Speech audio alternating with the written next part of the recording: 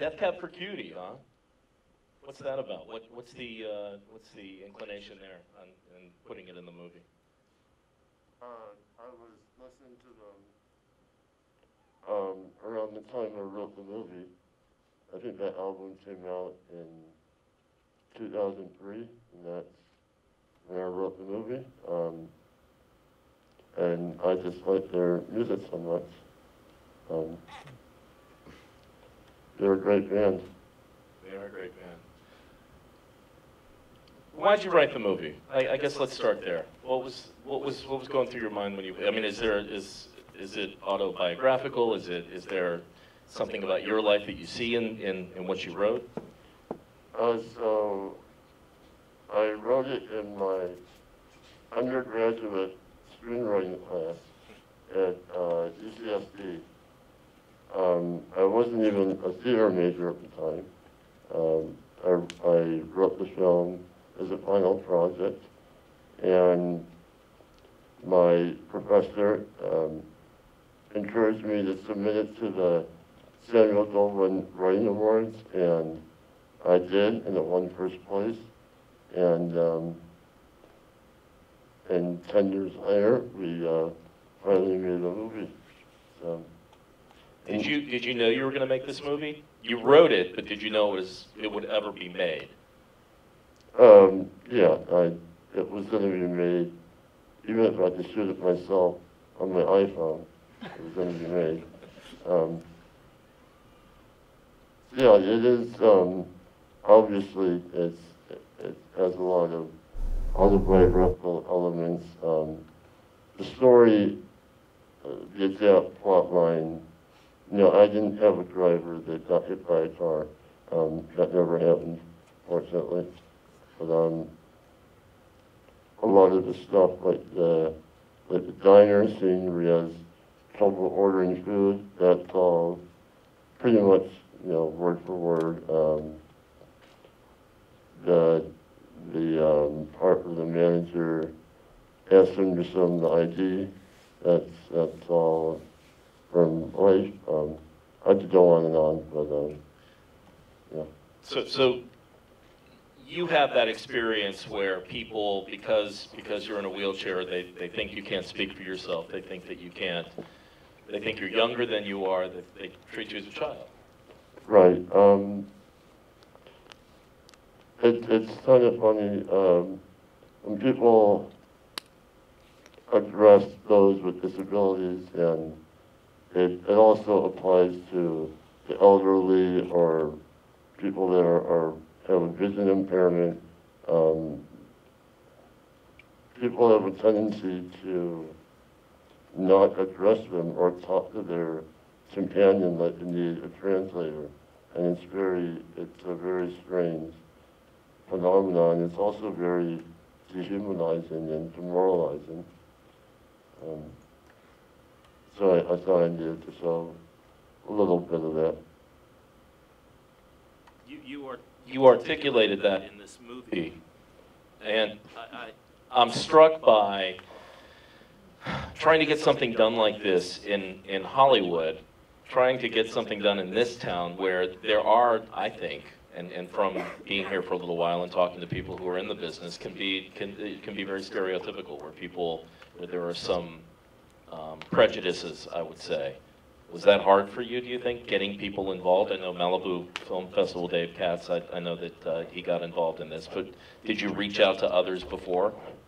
Yeah, fortunately, we met very good producers who were,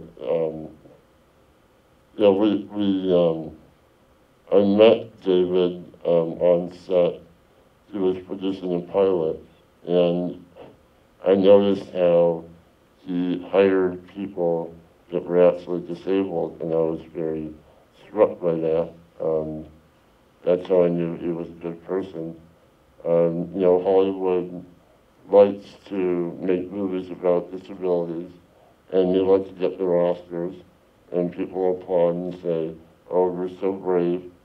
And but when it comes to hiring people that are actually disabled, there are, know, when's the last time you saw a disabled person win an Oscar? So we made a conscientious effort to hire people that actually were disabled or had similar experiences. R.J. Mitty has cerebral palsy. Travis Flores, who played Kevin, who's sitting right here, has cystic fibrosis. And he's one year out of a double lung transplant. He was actually dying from what his character was dying from when we shot the film. So, yeah, you know, we wanted to disabled people a voice. What about you, David? When you met this guy over here, how did that happen? How did you two connect? Well, we had the producer Nicola and I had posted a post on Facebook, on social media, for a sitcom pilot about the unemployment office. And we thought we had the next big hit on our hands.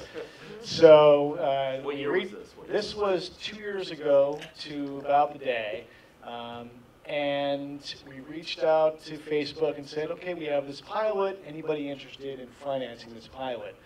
And Michael reached out to us after having won the Malibu Film Festival Screenplay Award for his short film, Rolling Romance.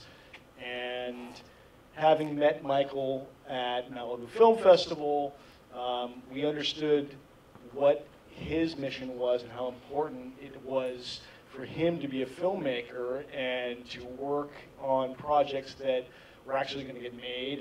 And so it was an opportunity for some interesting minds to get together that had a similar mission. I am somebody that, I don't admit it quite often, but I have epilepsy.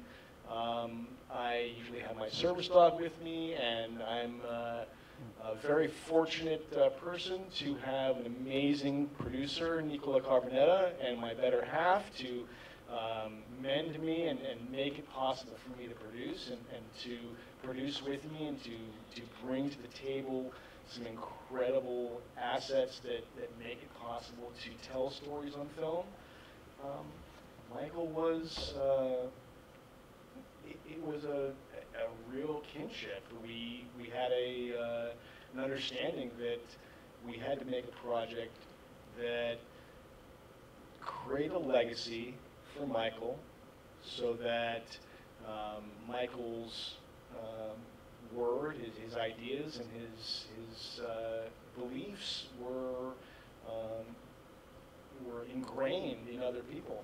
And so I know how to do that only through telling stories on film. And he didn't tell us that unemployment was only a test, a vetting for the producers, but he was actually vetting us to find out whether or not we were the right people to work with him. And at the end of the project, we delivered unemployment on time, on schedule, on budget. And then the Carnicks came to us and said, okay, well, thank you so much for making this possible, but the real reason why we're here is this. And they pushed the script into our lap and said, we would like to make this. This is, it's a slice of life that Michael has written, and we'd like to make this possible, and we think that you're the right person for it. And from our combined experiences, from our mutual experiences, from our shared experiences, it was a decision that they had to take. They had to make it, and it was a hard decision to make because there are so many sharks in Hollywood, and so many people tell you that they have this when they actually have that. And we are people that have experienced life. We're working filmmakers. Nicola works on The Voice. We spend our time making film, and we understand that in this industry of liars, you can only be so honest. In the immortal words of Tom Foreman from Relativity. He makes a cameo in it too. Did you guys see it on the sign when they were in Las Vegas? They entered Las Vegas, and it was what was it? Lion Tamer? Is that what it was? With a picture of Mike Carnick, right? Yes, we slipped that in there without Michael's knowledge. I don't know if Michael's aware of it. You didn't know that? Did you know that? No, I only noticed it like the third time I saw it in the theater. That was good. Where do you see this going, by the way? I mean, do you see maybe some mainstream success with this? Yeah, it's gonna be watched by America every Christmas morning, along with the Christmas Story and A Miracle on whatever street. 34. I'm sorry, I'm Jewish.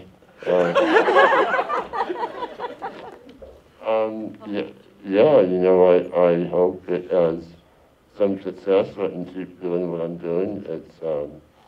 It's on demand now on iTunes, Amazon, and YouTube, and all those internet places. So go tell all your friends to buy multiple copies, so I don't go to debtor's prison. But yeah, you know, people have reached out and said that it really affected them, and they have tears in their eyes. And at the end of the day, that if I can do that to at least one person, it makes it worth it. And it's a real humbling experience to affect another person like that. You said you don't want to go to debtor's prison, and none of us wants to go to debtor's prison. I don't even think they exist anymore, or you know, or student loans. I think that's more like debtor's prison. Financially, what was it like for you trying to put this together? Because that had to have been tough in this town, right? Yeah, my family and I, basically raised the money privately. We shopped the strip around for a while, for about 10 years, and you know, Hollywood is very risk averse. Pretty much every movie is based on an existing property or a sequel or a comic book. You can actually play a game where you go, you look at the coming attractions and you try to find one that's an original IP, and it's hard to win that game. And when there is an original movie, the critics like to sit on it, and then they say there's no originality in Hollywood. So, you know,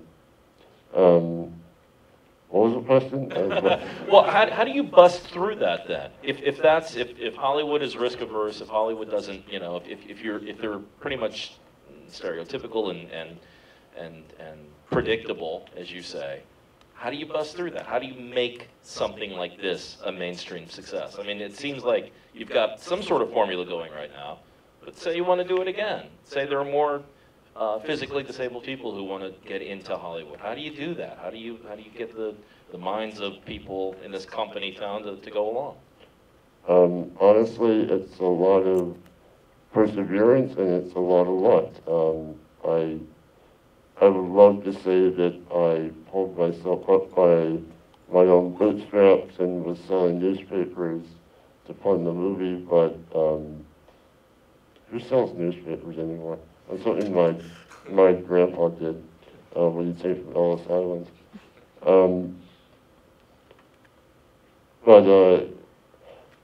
Yeah, I was fortunate to have parents that are supportive both financially and support what I want to do, and you have to persevere, and you have to not be afraid to fall on your ass. The people that are successful fall on their ass and they get back up. And the fortunate thing about today's world is anybody can make a movie. Everybody has a video camera now. You can shoot it, upload it to YouTube, and if that's what you have to do, then do it. Just get it out there, and it will reach people. How do you typically write when you wrote this? Do you just have a monitor in front of you, you just write it, or does somebody help you? Do you have a writing partner? I tend to think about, I don't like to write outlines, which is not good practice for a writer. But I usually cogitate about what I'm going to write for months, and then I sit down, and over the course of a couple of weeks, I bang out a first draft on the computer. I write on the keyboard, and then after I'm done, that's just the beginning. That's the easy part, and you have to find people to read it. What are you working on now? Anything big? I optioned a film called Healy's Flight. Transcendent Media optioned it. Hopefully they'll be able to find a rich benefactor to make that happen. Anybody? Yeah. I have another project called High School Hero, and I don't want to give too much away, but it's going to be the best movie ever, and I'm working on pitching that. Does anyone have any questions up there? You got one? First of all, it was a wonderful film, Thank you. I totally loved it. As you said in the film, that they're closed-minded people, or even ignorant people, or people who just don't know.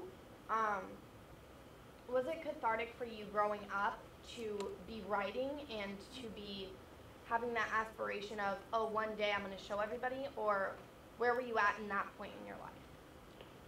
Yeah, it's a form of therapy to write and get all your feelings out, and in your own little world you can make the good guys victorious and the bad guys pay for it, and we all know it doesn't really work like that.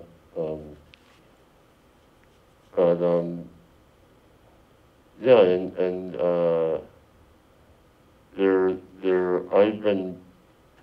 I've been held back by a lot of ignorant people, but at the same time, I have been held up by a lot of very caring, loving people. So it's not all bad out there, kids. It's find friends, and here's another tip for people that want to break into the industry. Be a nice person. Don't be a dick. And make friends and network, and you don't know who's going to end up where, and they're going to be making phone calls, and they're going to want to work with a nice person. And they're going to call you up. Anybody else? Question? Yes, sir. Well, we know that you didn't shoot it on your iPhone. What did you shoot it on? It was it the Alexis? Yes. I don't know much about video cameras. I think it was an Alexis. Panavision Alexa. Yep. Alexa. Anybody else? I'm here with my crew. We almost took up this whole row. We made a film that's also based on a true story. We made a short film, and Awesome. It's based on my life. And one of the things that was important to me was to assemble a team of people that also were going to stay true to the story, not take the ball and run with it and make an ending that wasn't possible.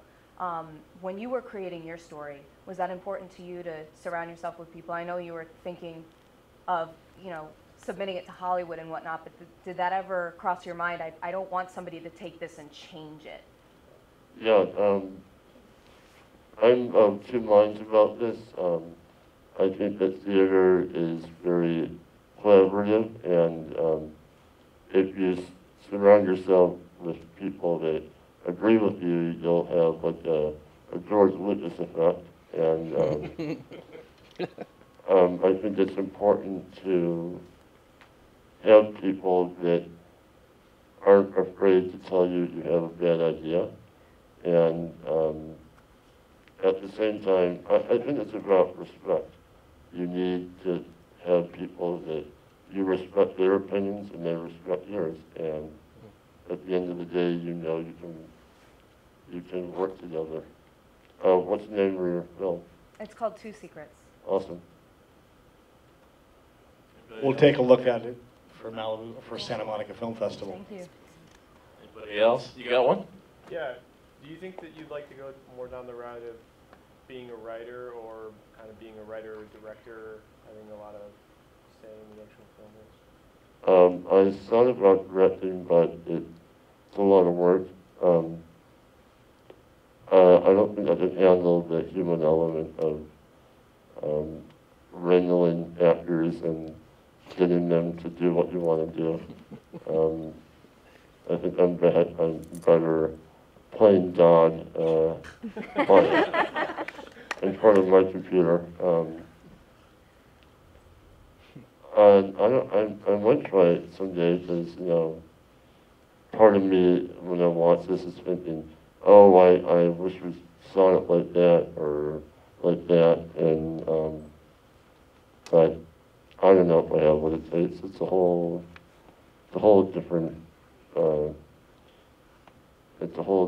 of filmmaking. But yeah, hopefully I'll keep writing as long as I'm alive, knock on wood. Yeah. You, sir.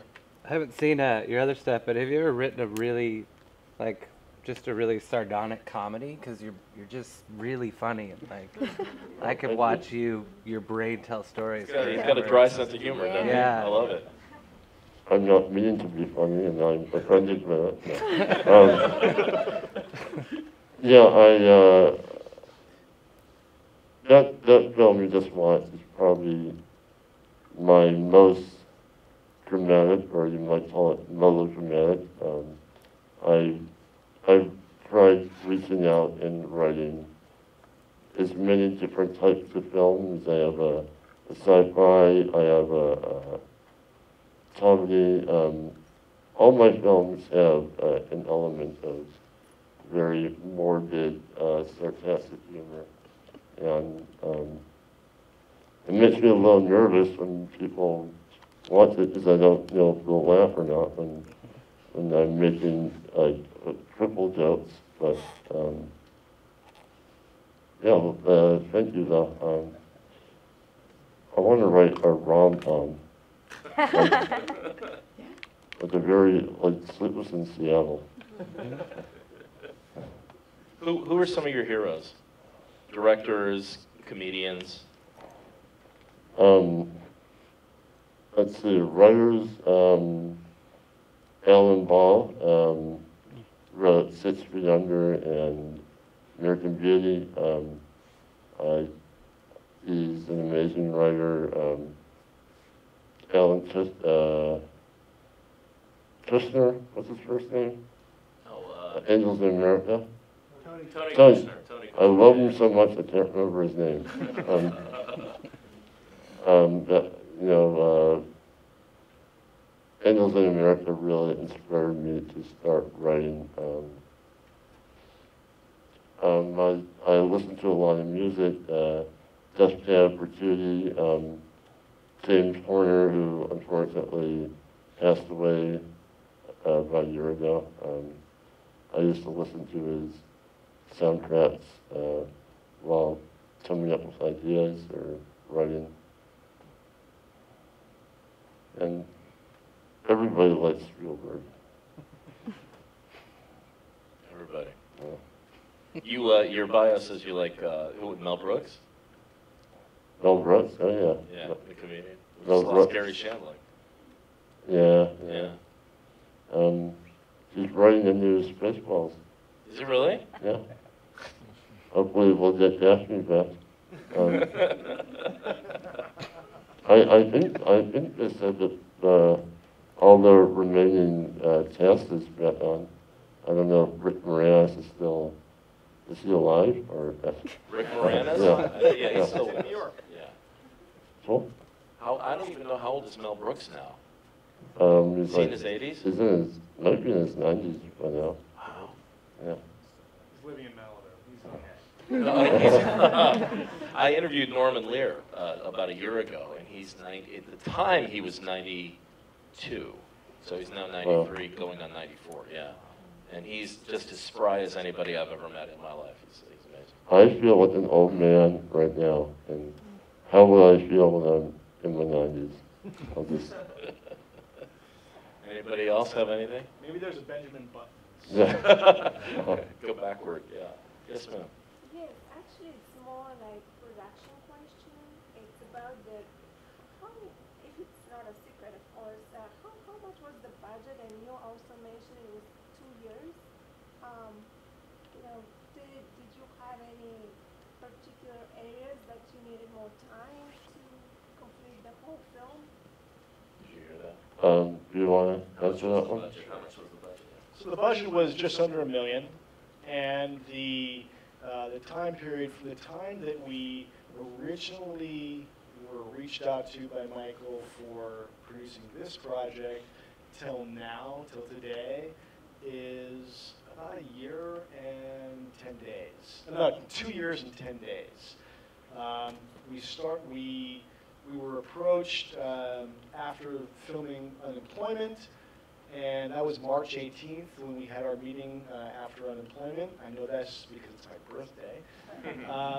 And we met in San Juan Capistrano. We sat down at this little cute tomato restaurant, and what is it called? I hated that place. Oh, well. I didn't eat, so it was all sweat and tears.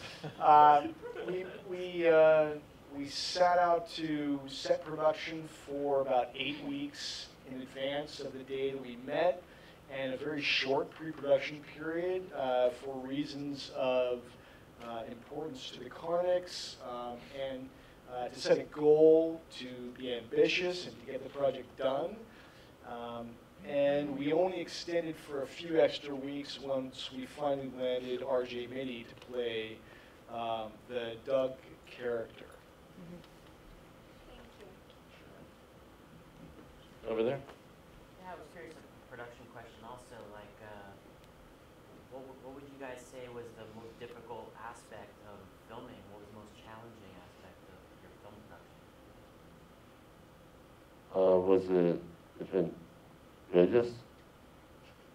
Yeah, I mean, realistically, 2 answers to that question. One, we shot the film without having locked Las Vegas yet. We were in production. We were constantly working towards locking our Vegas locations, but as Vegas is Vegas, it doesn't lend itself to a low-budget independent feature film. So getting a casino to say yes to us was not the easiest thing in the world. You got the Riviera, right? Yes. And we got the Riviera the day before it closed, apparently. They didn't tell us this, nor would we have paid if they told us this as much as we did. But, yeah, we landed the Riviera, which is a really stylish, old, cool, iconic casino that they filmed Casino there. They filmed a lot of really big, unique movies there. So we thought, you know, it's Vegas. It's a Vegas movie.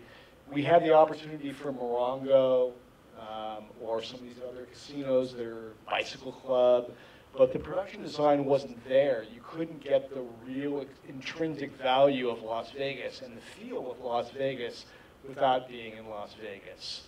So I think that was the first answer. The second quick answer is working on a film as a producer in which the writer is going to be involved in every single aspect of the production. This was a different opportunity for the producers. We were approached, asked to make a film about Michael, with Michael, for Michael, with Michael overseeing every single aspect of the project.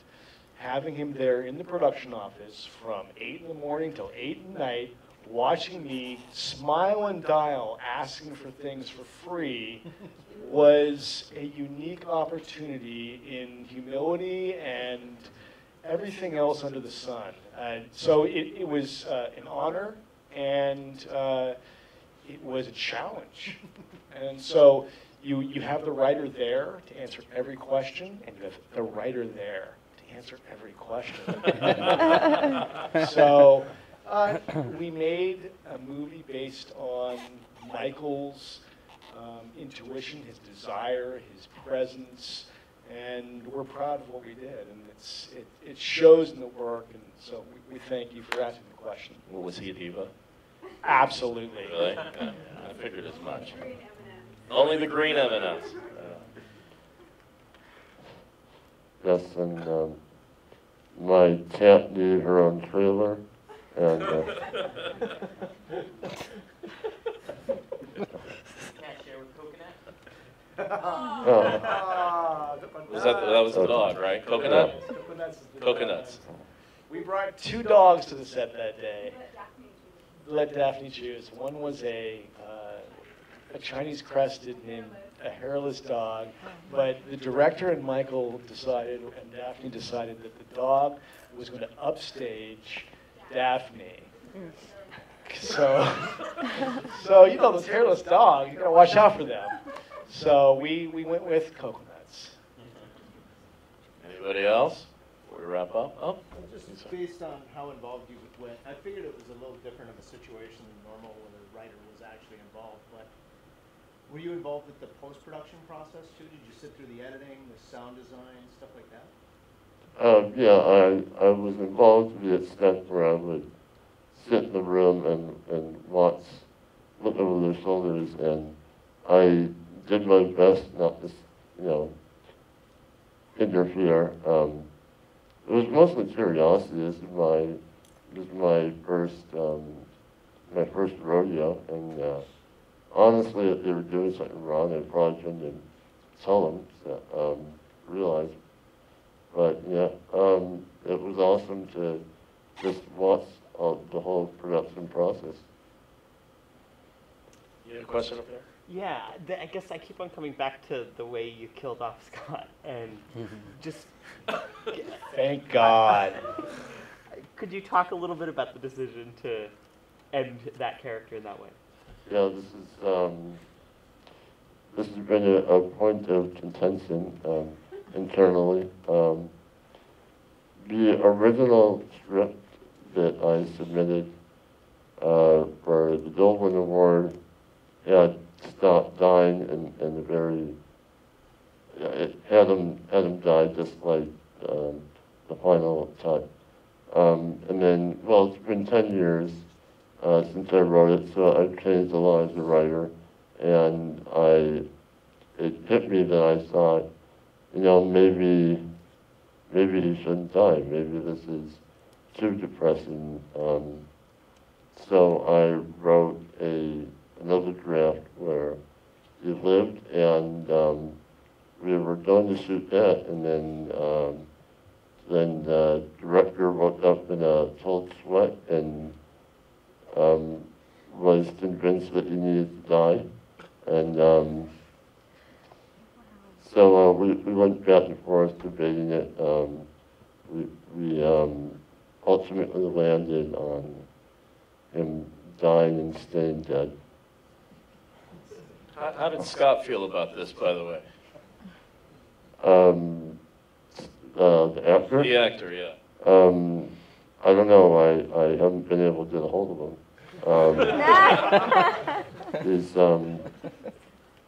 He's busy doing internet stuff. This is Ray William Johnson, right? Yeah. Yeah.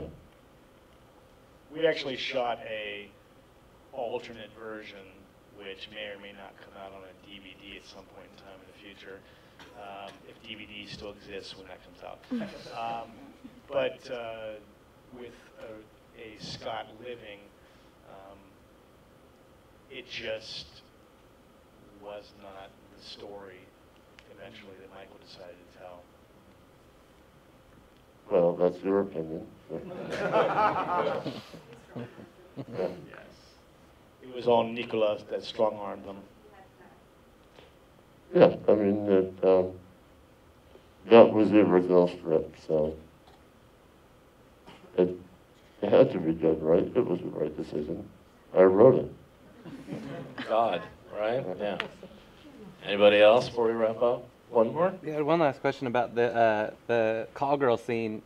How you decided to go from how to make her so sweet without losing. She didn't seem to lose the fact that she was a call girl.